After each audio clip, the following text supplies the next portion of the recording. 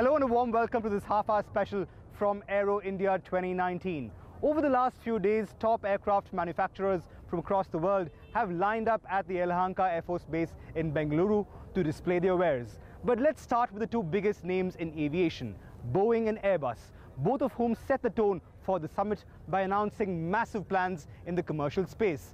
I caught up with Dinesh Keskar of Boeing and Anand Stanley of Airbus to get the lowdown on these plans.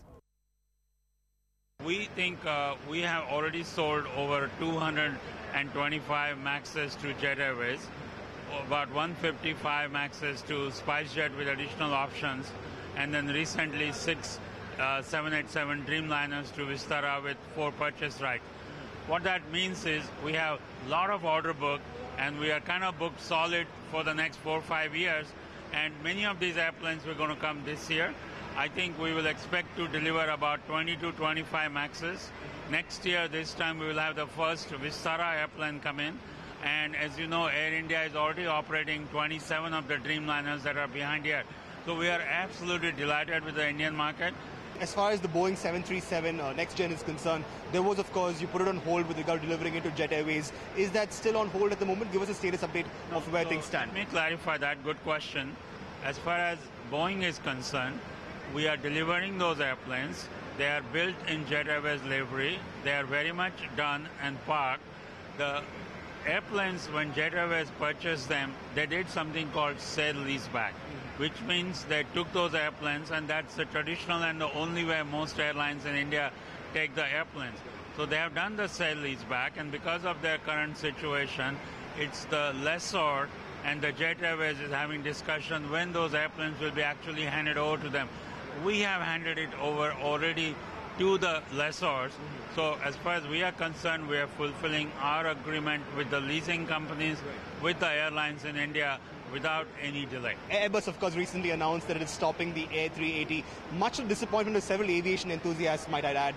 But what does this mean in terms of opportunities for you with regard to the 777X? Are you looking at capitalizing on this open market and opportunity that comes up? Well, you know, it's an interesting question, but let me tell you, if you look at the last 3 years sales record, it was very obvious the airplane wasn't doing well. So it's not like there is an opportunity, okay? Everybody knew that that airplane is an engineering marvel, but not really a money maker.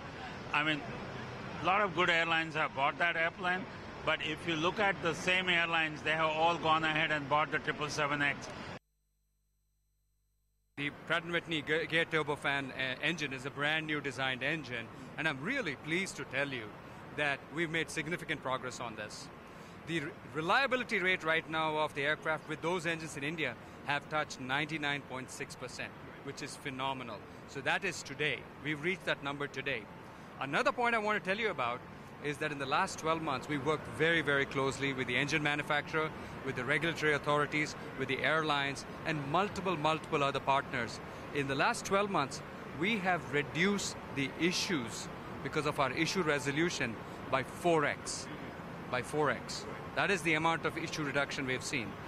Right now, we have retrofit most of the engines of the Neo fleet. If there were any issues, 95% of the aircraft have been retrofit, and in the next 2 months, we will reach 100%. I've heard that from Pratt & Whitney.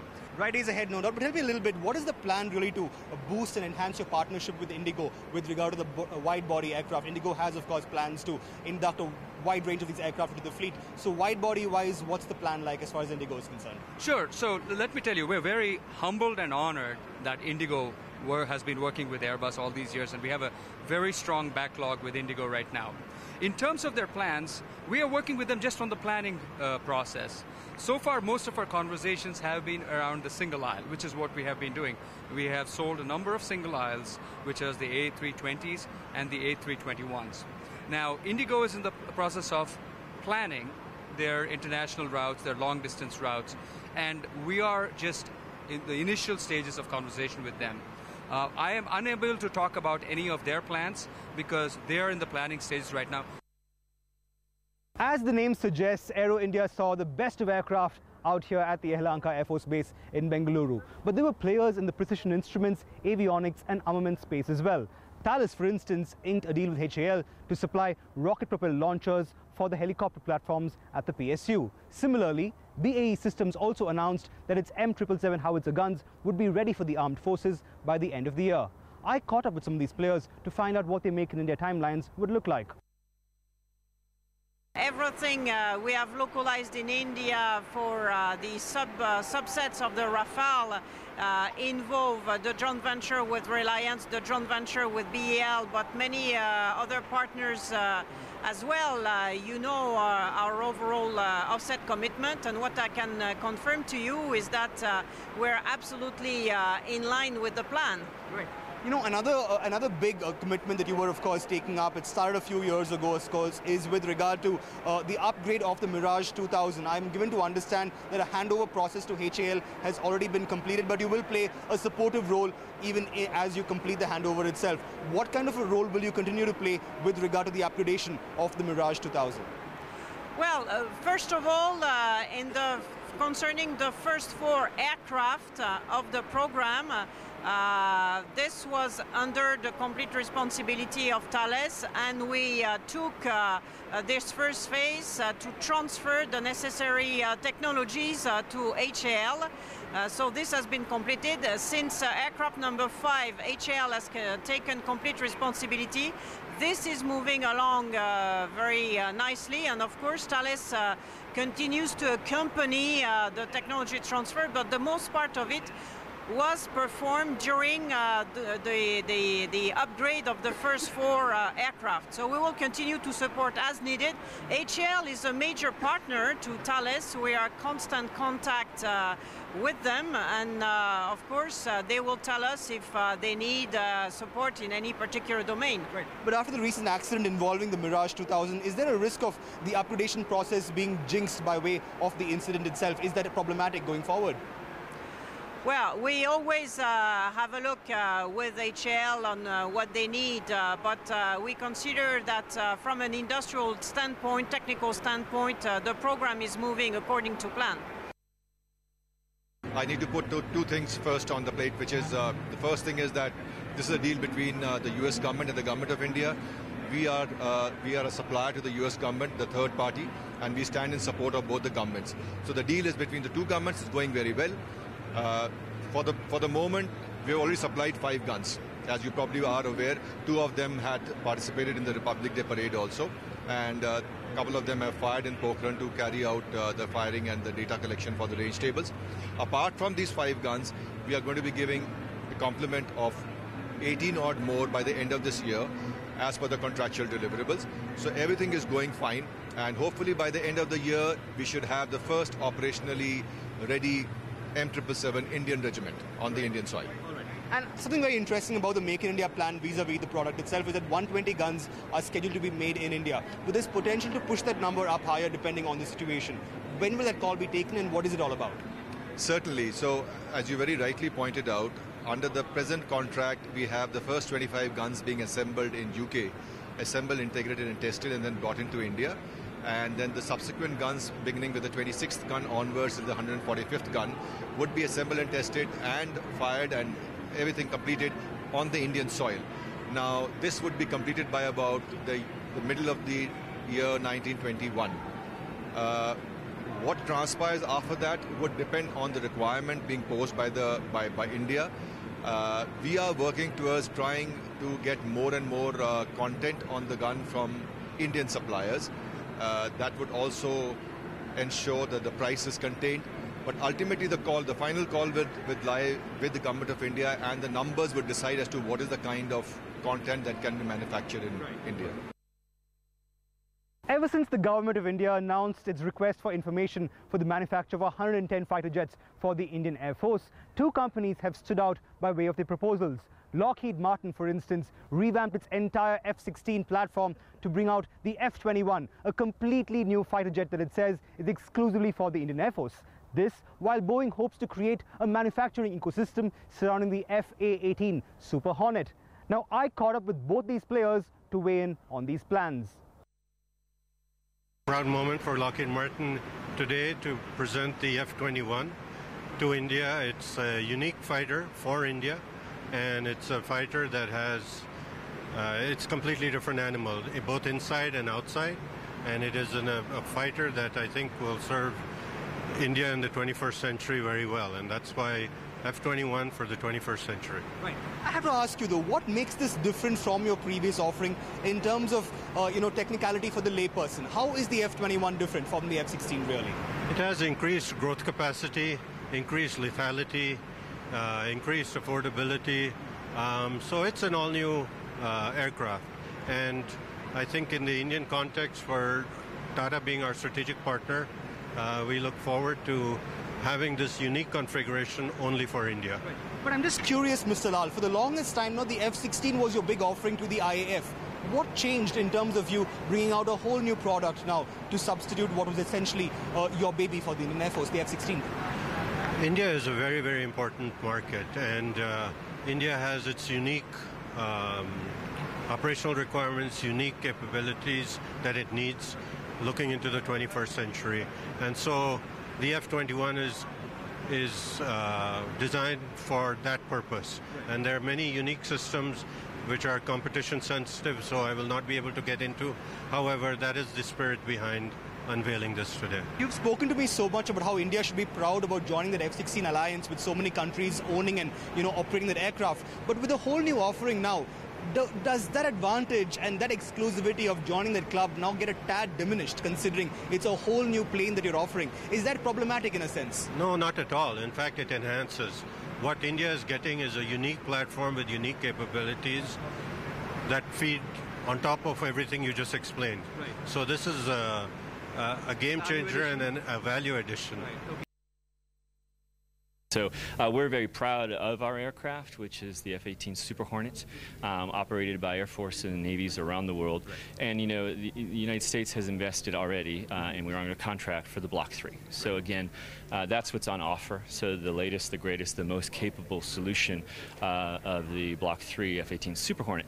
And so what does that mean for the customer? What's our advantage? So first of all, obviously for the Indian Navy campaign, we are our natural habitat is the carrier deck. So it's not just what Boeing brings as an aircraft manufacturer, it's the US Navy and the Indian Navy partnership, carrier operations, carrier integration, technology transfers, know-how around that, and really what it means in the global commons in the Indian Ocean region, and this very important bigger mission that India plays, not just tomorrow but today and yesterday, already for securing peace and prosperity in the whole Indian Ocean region. Right. And so that's the bigger mission we see for clearly Super Hornet there.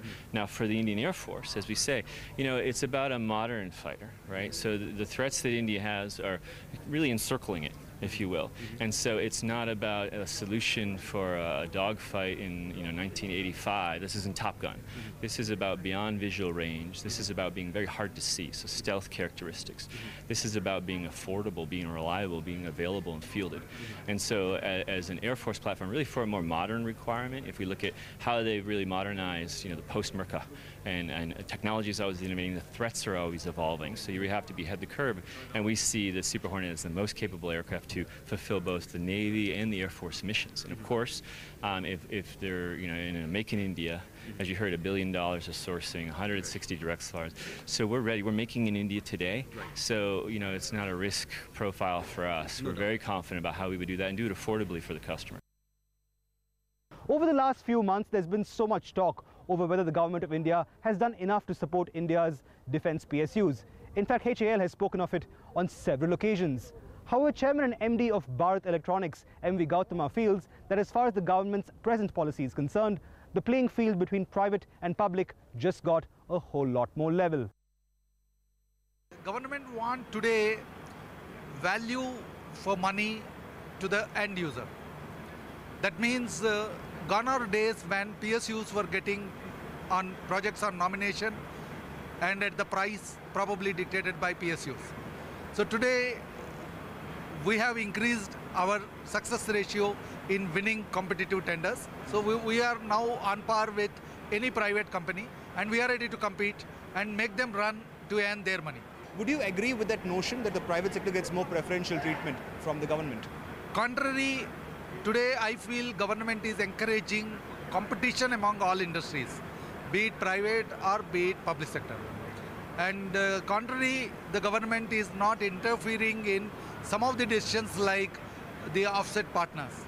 So today we are very happy to tell you that in the same Dashu Rafale deal, BEL is an offset partner, and we already got orders and we are going to get much more. Level playing field or not, the one aspect that continues to cause some concern for defence manufacturers is the inordinately long timeline when it comes to defence procurements. In fact, the Kalyani Group's FICV project is yet to see its down selection process completed. But Group Chairman Baba Kalyani feels it may not have to be the most painful wait he's endured for a long time now. So FICV wise, where is the company? I mean, I don't know where it stands because I don't make those decisions. Yeah, we have put in our bid along with Tata's and General Dynamics as a consortium. Do you foresee a timeline for its completion? You know, that's a difficult question to answer because it's a big program, and I think there is now a clear-cut direction from the government that many of these big programs are going to move into strategic partnership mode. Give us an update on where the ATAG stands at the moment. I believe trials are currently underway. Yeah, our trials have been over for the last 1.5 years, the trials that we did with DRDO. Now we are going to start, we have started the Army-assisted trials. That will now go on through this year. Hopefully, summer trials in Pokhran and winter trials in Doklam or, Sikkim or somewhere. And once that is over, then, it will go for regular tests by the Army. Now, if fighter jets like the F-21 of the FA-18 Super Hornet get made in India, or if aircraft manufacturers like Boeing or Airbus fully realize their potential here, it could mean good news for precision manufacturers who aid these aircrafts in manufacturing equipment that would go on to help these aircrafts do business here in India. One of these players is Aegis Aerospace, who feels the potential as far as precision manufacturing is concerned is simply endless. Also some big announcements from major aircraft majors in the civil and commercial side as well. In fact, Airbus talking about delivering 1 aircraft per week. Boeing also spoken about how SpiceJet to Jet to other carriers much like Vistara also have an order book that will go on for the later part of the year. I'm trying to understand now, what part of this market and potential are you hoping to capture even as you pace your way to your target? If you really look at it, currently the commercial aerospace OEMs, Airbus and Boeing, who are majors, have a significant order book which lasts over 10 years. And we are actually basically following that order book. In a sense, it comes directly to us because we are on every program out there. And that basically translates to order book for us directly. And since we are a direct supplier to the OEMs and the aircraft OEMs and systems OEMs, and we really get benefited from this order book. And a lot of order book is coming out of India also. With that, we're almost out of time on the show, but before we go, we're going to introduce you to Airbus's new big bird. The A330neo made its India debut at Aero India 2019 and is the company's version of long-range, fuel-efficient, wide-body aircraft. Sit back, enjoy these visuals, and thanks so much for watching. Today, we're standing by the new big bird from the Airbus stable. Say hello to the A330neo.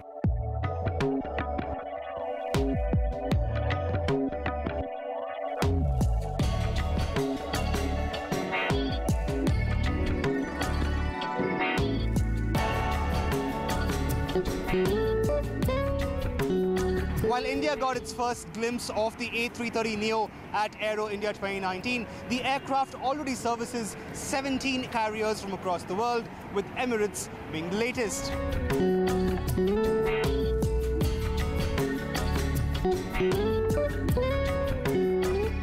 The biggest draw of the A330neo is its Rolls-Royce engine, which is the latest one on the market. Now, the engine itself boasts of 25% more fuel efficiency and a greater bypass ratio, which reduces fuel consumption to a significant extent.